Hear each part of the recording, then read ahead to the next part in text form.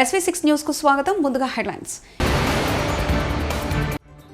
మాకు హ్యాట్రిక్ ఖాయం, మోదీ ధీమా.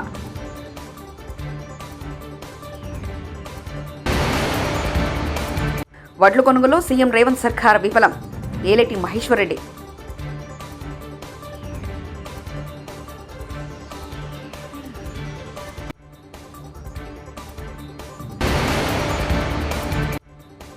ఏపీలో పలువురు అధికారుల బదిలీలు.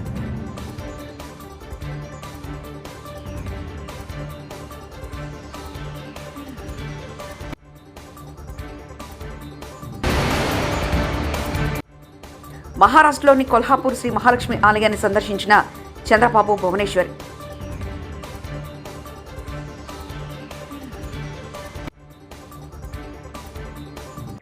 రాయబరేలీ ప్రజలు ప్రధానిని ఎన్నుకున్నారంటూ కాంగ్రెస్ నేత ఒకరు చెప్పడాన్ని ప్రధానమంత్రి నరేంద్ర మోదీ ఎద్దేవా చేశారు. మోదీ ప్రభుత్వం హ్యాట్రిక్ సాధించి తీరుతుందని అన్నారు. ఇండియా కూటమి నేతలు ఒక్కొక్కరే జారుకుంటున్నారని అన్నారు. पूरी कांग्रेस परिवार की इज्जत बचाने में लगी हुई है, लेकिन फिर भी हर चुनाव में दो लड़कों की जोड़ी लॉन्च हो जाती है, क्योंकि कांग्रेस और सपा दोनों की कुंडली मिलती है, सारे गुण मिलते हैं. ये दोनों परिवारवाद को समर्पित है, दोनों भ्रष्टाचार के लिए राजनीति में हैं, दोनों अपने वोट बैंक को खुश करने के लिए कुछ भी कर सकते, दोनों अपराधियों और माफियाओं को बढ़ावा देते हैं, और सपा कांग्रेस दोनों आतंकवादियों की उतनी ही हमदर्द है. इसलिए जब सपा कांग्रेस सत्ता में आती है तो आतंकवादियों को खुली छूट मिल जाती है. और सपा का तो सिद्धांत ही रहा है, उत्तर प्रदेश का बच्चा बच्चा जानता है, उनका तो गवर्नेंस का मॉडल ही था, वन डिस्ट्रिक्ट वन माफिया. हर जिलों को ये लोग एक गुंडे माफिया को ठेके पर दे देते हैं. माफिया व्यापारियों से वसूली करते हैं, अपहरण उद्योग शुरू हो जाता है, फिरौती वसूली जाती है, हमारी बहन बेटियों का घर से निकलना मुश्किल हो जाता है.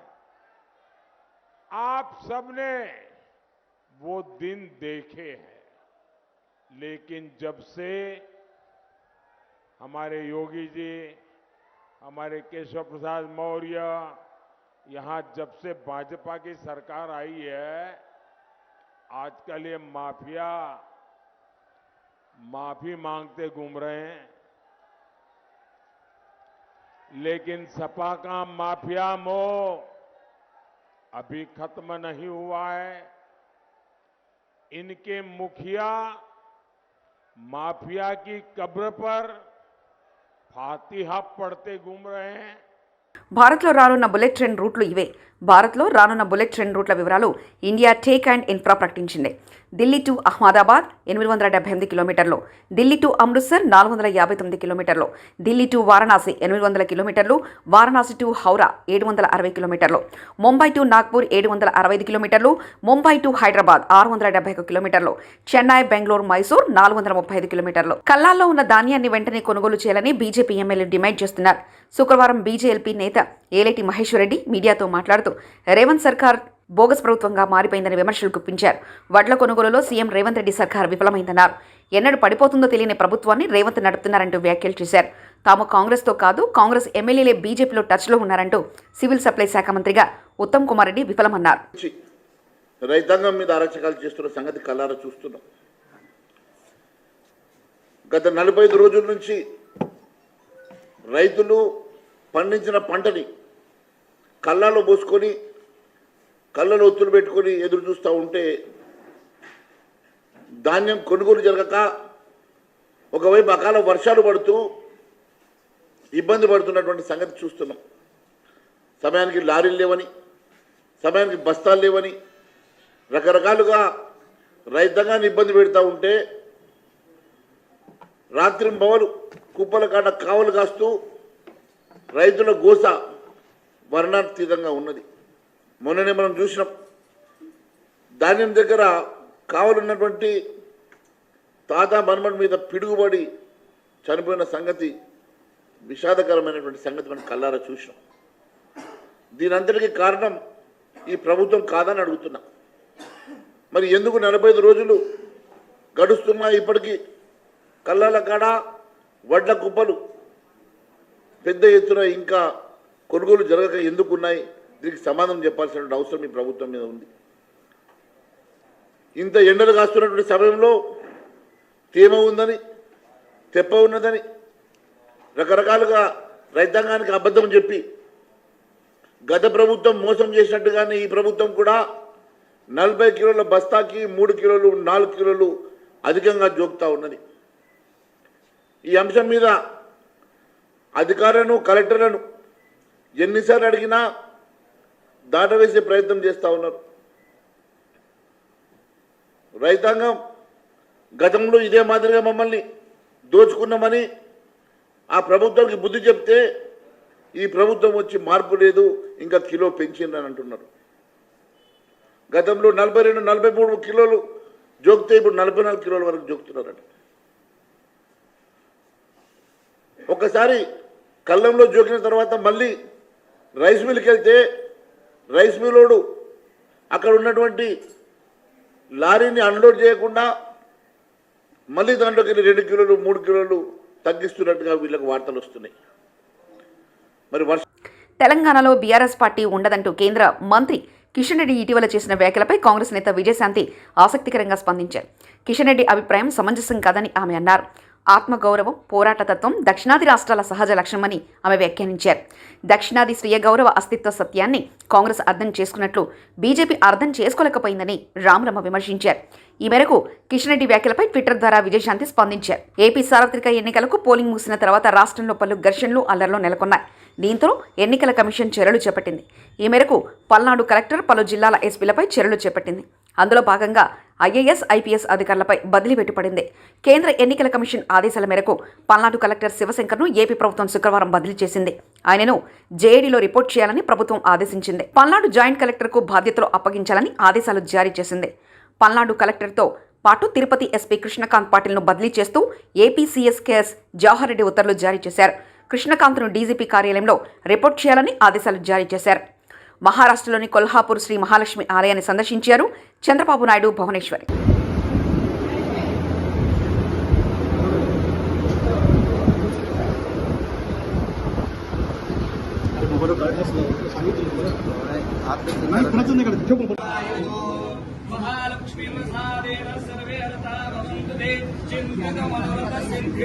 తిరుమలలో శుక్రవారం మధ్యాహ్నం ఎడతెరిపిలేని వర్షం కురిసింది.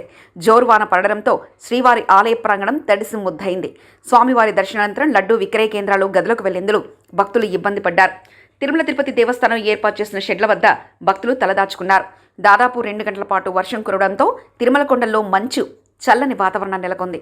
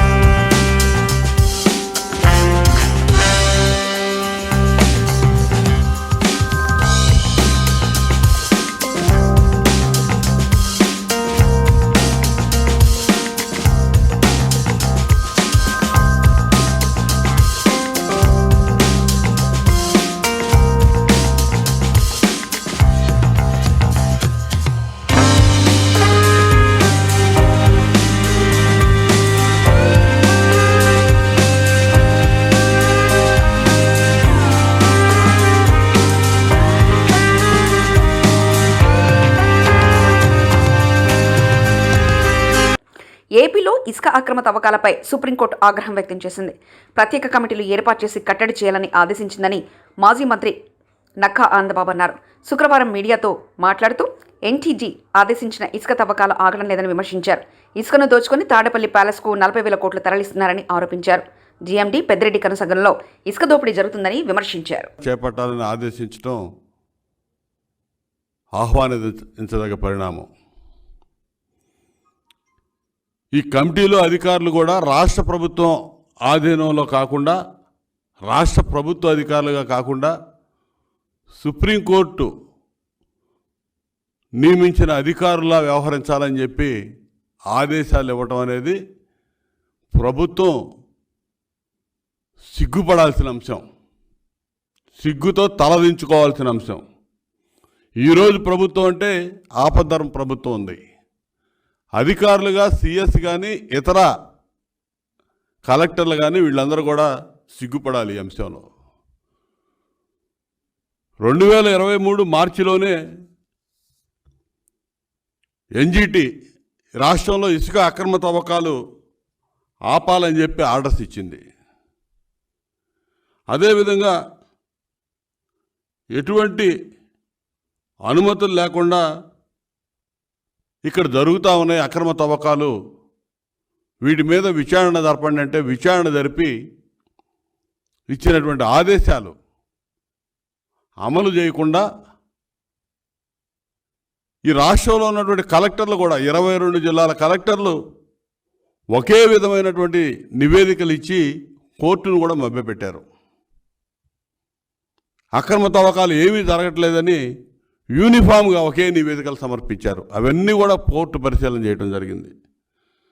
దాదాపు మార్చి 23లో వీళ్ళ పర్మిషన్లు అయిపోతే ఆ కోర్టు ఆర్డర్స్ ఇస్తే మొన్న మార్చి వరకు ఎటువంటి అనుమతులు, పర్యావరణ అనుమతులు కానీ ఇతరత్ర అనుమతులు కానీ ఎటువంటి అనుమతులు లేకుండా యథేచ్ఛగా అక్రమంగా ఇసుక తవ్వకాలు జరిపించారు. దీనికి ఏం సమాధానం చెప్తారు ఈ ప్రభుత్వం? మేము మొత్తుకుంటా ఉన్నాం. చంద్రబాబు నాయుడు గారు 2023లో 40,000 కోట్లు జగన్మోహన్ రెడ్డి కనుసన్నల్లో అక్రమ ఇసుక మైనింగ్ జరిగింది. ఈ రాష్ట్రంలో ఎవడెవడు కారకులు, ఏ డిపార్ట్మెంట్స్ ఏ విధంగా సహకరించినాయో, డిఎంజీ వెంకటరెడ్డి వీటన్నిటికీ పాత్రధారిగా సూత్రధారిగా ఉండి ఏ విధంగా 1,000 కోట్లు కొల్లగొట్టి వీళ్ళకి సంపాదించి పెడతా ఉన్నాడో, ఇందులో మైనింగ్ ఫారెస్ట్ మినిస్టర్గా ఉన్నటువంటి పెద్దిరెడ్డి రామచంద్రారెడ్డి ఏ విధంగా దోపిడీ చేస్తూ ఉన్నాడో మొత్తం కూడా మేము సాక్ష్యాధారాలతో సహా గతంలోనే నిరూపణ చేశాం. కార్పొరేటర్ శ్రవణ్ అక్రమ అరెస్టును ఈటెల రాజేందర్ తీవ్రంగా ఖండించారు. ఓ ప్రజా ప్రతినిధి అని కూడా చూడకుండా ఇలా అరెస్ట్ చేయడం సరైంది కాదని ఈటెల అన్నారు. ముఖ్యమంత్రి రేవంత్ రెడ్డి ఇలాంటి చర్యలు మానుకోవాలని, వెంటనే శ్రవణ్ను విడుదల చేయాలని డిమాండ్ చేశారు. దొంగలాగా పోలీసులు ఇంటి మీద పడి అరెస్ట్ చేయడం, ఎవరికి చెప్పకుండా ఉండడం, కుటుంబ సభ్యులు ఆందోళన చెందుతున్నప్పటికీ కూడా దాన్ని డిస్క్లోజ్ చేయకుండా దాచిపెట్టడం అనేటువంటిది నీచమైన చర్య. ఇవాళ ఇతర పార్టీల నాయకులను హరాస్మెంట్ చేసేటువంటి తీరు గతంలో చూసినాం. మళ్ళీ ఈ రేవంత్ రెడ్డి ప్రభుత్వం కూడా అదే ఒరవడిలో అదే పద్ధతిలో పోతున్నది కనబడతా ఉంది. నిన్న తీసుకుపోయిన పోలీసులు ఇప్పటిదాకా కోర్టుకు తీసుకుపోకుండా వాళ్ళ దగ్గరనే పెట్టుకొని ఇవాళ హింసిస్తున్న తీరు, బాధపెడుతున్న తీరు తీవ్రంగా ఖండిస్తూ ఉన్నాం. ఇవాళ ఇట్లాంటి పరిణామాలు రాబోయే కాలంలో ఈ ప్రభుత్వానికి మంచిది కాదని చెప్పి హెచ్చరిక చేస్తున్నారు. ఎమ్మెల్యే ఇంటిని చుట్టుముట్టి దాడి చేసిన పోలీసులు, తాడిపత్రి ఎమ్మెల్యే పెద్దారెడ్డి ఇంటిని చుట్టుముట్టిన పోలీసులు సీసీటీవీని పగలగొట్టి పెద్దారెడ్డి వర్గీయులపై విచక్షణారహితంగా దాడి చేశారని ఆరోపిస్తున్న పెద్దారెడ్డి అనుచరులు. వీడియో ఫుటేజ్లతో ఈసీకి ఫిర్యాదు చేసిన వైసీపీ లీగల్ సెల్. ఆలస్యంగా వెలుగులో వచ్చిన సీసీ ఫుటేజ్.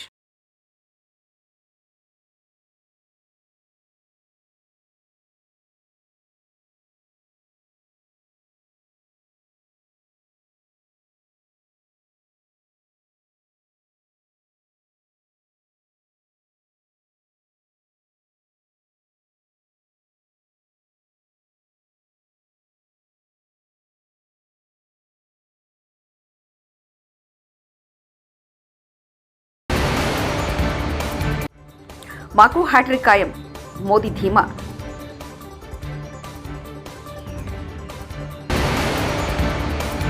వడ్లు కొనుగోలులో సీఎం రేవంత్ సర్కార్ విఫలం. ఏలేటి మహేశ్వర్ రెడ్డి.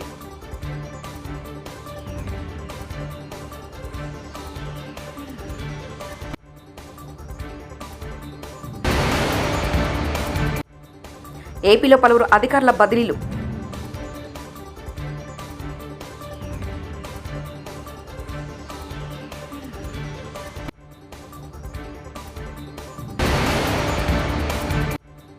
మహారాష్ట్రలోని కొల్హాపూర్ శ్రీ మహాలక్ష్మి ఆలయాన్ని సందర్శించిన చంద్రబాబు, భువనేశ్వర్.